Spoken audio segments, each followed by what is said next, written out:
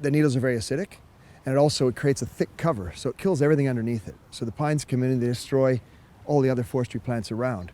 Michael and I both have children, and we don't want our kids to grow up and not see the beautiful New Zealand that we're growing up in. Have you ever wondered where your bottle of essential oil comes from?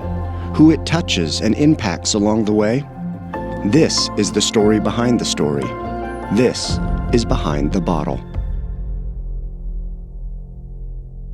Did you know that a pine tree could be a pest? This may look like a harmless Christmas tree.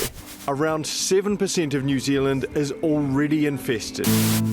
When we, as in settlers, came to New Zealand from the Americas, we brought pine trees. And they grew faster than we expected. They spread up to 15 kilometers by wind.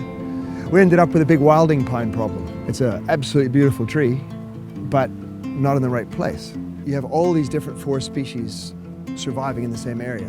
When a pine tree comes in, the needles are very acidic, and it creates a thick cover, and they destroy all the other forestry plants around. So there's nothing stopping them. I was brought up in this beautiful place, but I've seen it change over time, and this introduction or invasion of wilding pines. So I always, in the back of my mind, even from a little kid, wondered about kind of cool ways to try and get on top of them.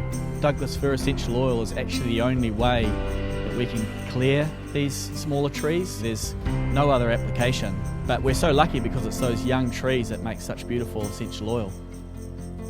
You know, the trees Michael and I took out today don't have a huge impact on the mass of trees out there, but by making oil and selling oil and having oil consumed around the world, the story of what we're doing comes back. It's very hard to tell people that there's a beautiful, beautiful tree, but it needs to be taken out.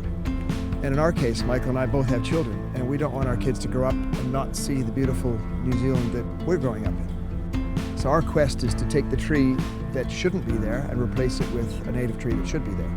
It's been amazing to grow what was just a small idea, and with the connection with doTERRA turned into something so much larger and so much more powerful than if we did it by ourselves.